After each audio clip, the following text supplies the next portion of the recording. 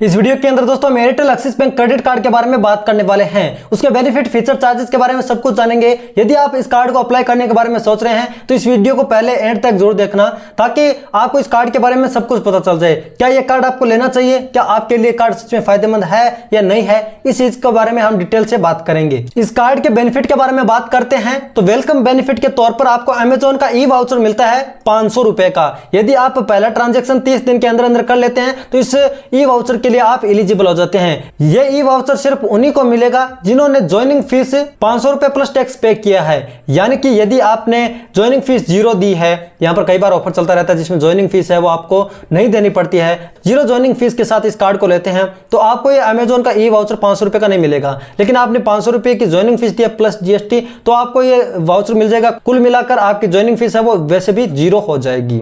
तो यह है इसका वेलकम बेनिफिट। जो ई वाउचर है वो उसका कोड है वो आपके रजिस्टर्ड मोबाइल नंबर पर भेज दिया जाएगा 30 दिन के अंदर, यदि आप पहला ट्रांजैक्शन कर लेते हैं तो। अब इसके बेनिफिट है वो ऑफिशियल वेबसाइट पर इतने लिखे गए हैं, आप देख सकते हैं। पहले मैं आपको बता देता हूं सिंपली, फिर उसकी डेप्थ में भी जाएंगे। 25% का कैशबैक आपको mobile recharge, broadband recharge, wifi और डीटीएच रिचार्ज के बिल पेमेंट में आप करते हैं तो मिलेगा एयरटेल थैंक्स ऐप से। आपको रिचार्ज है चाहे मोबाइल का, ब्रॉडबैंड का, वाईफाई का और डीटीएच का हो तो वो एयरटेल थैंक्स ऐप से करना है, और पेमेंट है वो आपको Airtel Axis Bank credit card से करना है, तब 25% का कैशबैक मिलेगा। अभी मैं डेप्थ में चलेंगे। और 10% का कैशबैक आपको यूटिलिटी बिल पेमेंट पर मिलेगा, चाहे तो गैस, इलेक्ट्रिसिटी, किसी का भी आप बिल पेमेंट करते हो एयरटेल थैंक्स ऐप से करना है यह भी, और इस क्रेडिट कार्ड को यूज करते हुए करना है। स्विगी, जोमेटो और बिग बास्केट पर आपको 10% का कैशबैक मिलता है, और ऑल अदर स्पेंड पर आपको 1% का कैशबैक मिलता है। कैशबैक डायरेक्टली आपके क्रेडिट कार्ड के स्टेटमेंट के अंदर आ जाता है। ये इन्होंने फायदे लिख दिए, लेकिन अब इसकी लिमिट के बारे में बात कर लेते हैं। तो 25% का जो कैशबैक आपको दिख रहा है ना यहां पर रिचार्ज करने पर, तो आप यह वो एक बिलिंग सर्कल के अंदर या एक महीने के अंदर 250 रुपए से ज्यादा है वो कैशबैक प्राप्त नहीं कर सकते हैं। मैक्सिमम आप 250 रुपए ही बचा सकते हैं। तो कुल मिलाकर आप 1000 रुपए का मैक्सिमम रिचार्ज करते हैं तो आप 250 रुपए वो बचा पाएंगे। अब ऐसा नहीं कि आप 10,000 रुपए का पेमेंट करते हैं और आपको मतलब 2500 रुपए कैशबैक के तौर पर मिल जाएंगे, क्योंकि यहाँ पर 250 रुपए है वो लिमिट है। अब यहाँ पर जो ये 10% का कैशबैक यहाँ पर क्या है, यूटिलिटी बिल पेमेंट पर है, इसमें भी है वो लिमिट है वो 250 रुपए है। आप मैक्सिमम वो आप 2500 रुपए का है वो यूटिलिटी बिल पेमेंट कर सकते हैं, जिससे आपको 10% डिस्काउंट के तौर पर एक बिलिंग साइकिल के अंदर 250 रुपए आप बचा पाएंगे। ठीक है, तो यहां पर आप 250 बचा पाएंगे, 250, 500 रुपए यहां पर आप बचा पाएंगे। पूरी कैलकुलेशन में आपको आगे देने वाला हूं कि कितने रुपए आप बचा पाएंगे। ठीक है, अब जो यहाँ पर 10% का कैशबैक स्विगी, जोमेटो और बिग बास्केट पर है, इसकी लिमिट है वो 500 रुपए है। अब 5000 रुपए तक आप सामान ऑर्डर कर सकते हैं, मतलब फूड ऑर्डर कर सकते हैं, डिलीवरी ले सकते हैं। आपको 10% का डिस्काउंट यानी कि 500 रुपए आप एक बिलिंग साइकिल के अंदर बचा सकते हैं। ऑल अदर स्पेंड पर 1% का कैशबैक मिलेगा, लेकिन किन किन स्पेंड पर नहीं मिलेगा वो यहाँ पर आप देख लीजिए। इन्होंने साफ लिख रखा है कि फ्यूल स्पेंड और ईएमआई ट्रांजेक्शन पर आपको है वो कैशबैक नहीं मिलेगा। साथ में आप किसी प्रोडक्ट को ईएमआई पर कन्वर्ट कर देते हैं परचेज करने के बाद में तो भी आपको कैशबैक नहीं मिलेगा।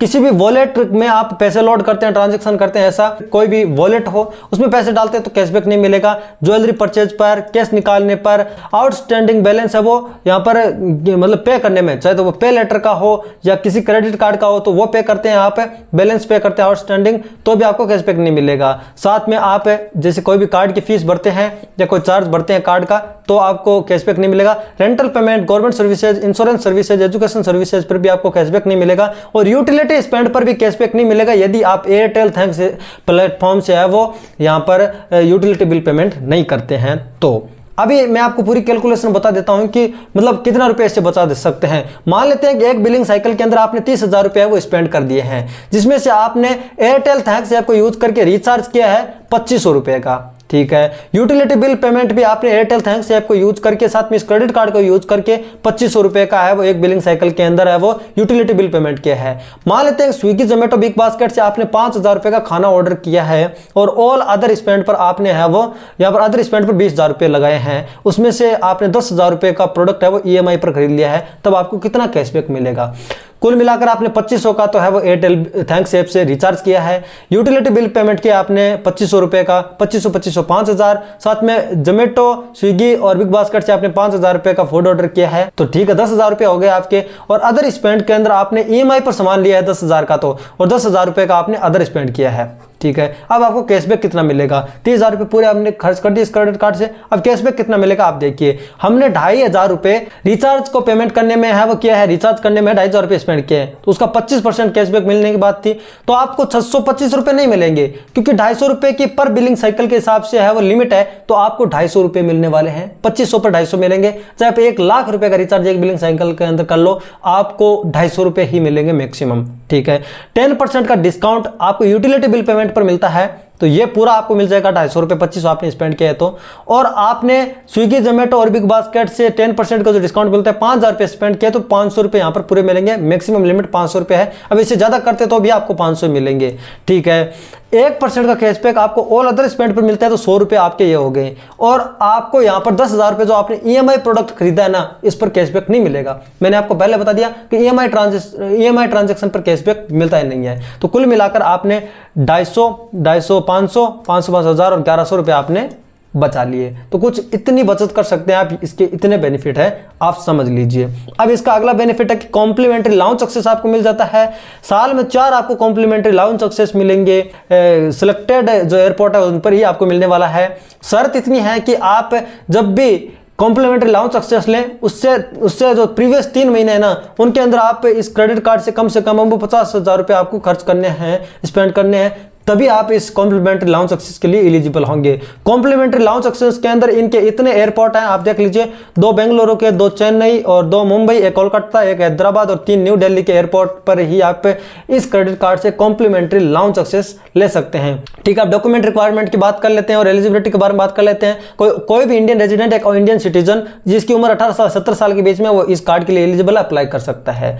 डॉक्यूमेंट के अंदर आपको पैन कार्ड चाहिए होगा, फिजिकल पैन कार्ड भी आपके पास होना चाहिए, यहाँ पर KYC के अंदर उसकी जरूरत पड़ती है। साथ में एक फोटो होनी चाहिए, जो आप फोटो खींच लेंगे अप्लाई करते समय, या फोटो आपके पास होना चाहिए, ठीक है।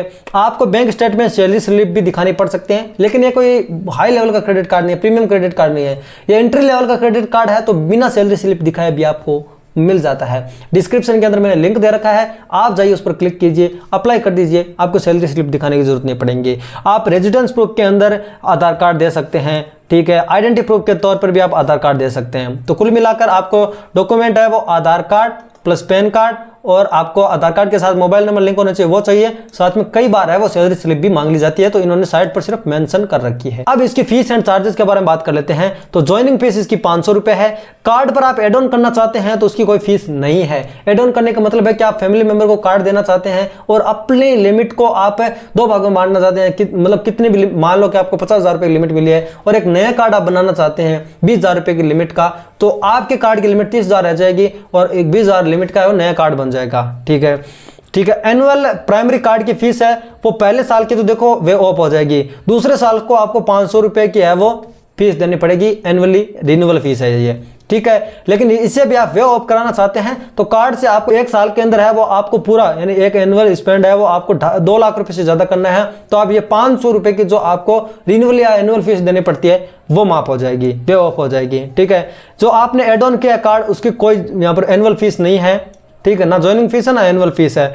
जो एड ऑन करते हैं आप कार्ड रिप्लेसमेंट आप प्राइमरी कार्ड को कराते हैं तो कोई फीस नहीं है, लेकिन यदि आप अपने जो कार्ड एड ऑन किया उसको रिप्लेस कराते हैं तो 100 रुपए की आपको फीस देनी पड़ती है। कैश पेमेंट फीस 100 रुपए है। मिनी स्टेटमेंट SMS की कोई फीस नहीं है। आउट स्टेशन चेक फीस है वो कोई नहीं है। आपको SMS अलर्ट का 1 भी रुपया नहीं देना, फ्री है। बैलेंस इंक्वायरी का भी कोई रुपया नहीं है। यहाँ पर फाइनेंशियल चार्जेस और रिटेल परचेज और कैश के चार्जेस के बारे में बात कर लेते हैं। और यहाँ पर 3.6% पर मंथ के हिसाब से चार्ज देना है। एनुअली देखा जाए तो लगभग 52.86 पर एनम के हिसाब से आपको फाइनेंस चार्ज देना पड़ता है। लेट पेमेंट फीस का चार्ज बता दूं आपको, 500 रुपए से आप 5,000 रुपए तक लेट फीस पेमेंट करते हैं तो 500 रुपए का चार्ज लगेगा, और 5,000 से 10,000 रुपए के बीच में आप लेट फीस पेमेंट करते हैं तो 750 रुपए लगेगा। साथ में 10,000 रुपए से आप ज्यादा यहाँ पर लेट फीस पेमेंट करते हैं तो 1,200 रुपए का आपको लेट फीस चार्ज देना पड़ेगा, फीस देना पड़ेगा। ये हर क्रेडिट कार्ड की फीस होती है, इसलिए आपको लेट पेमेंट करना ही नहीं है, इससे बचना है।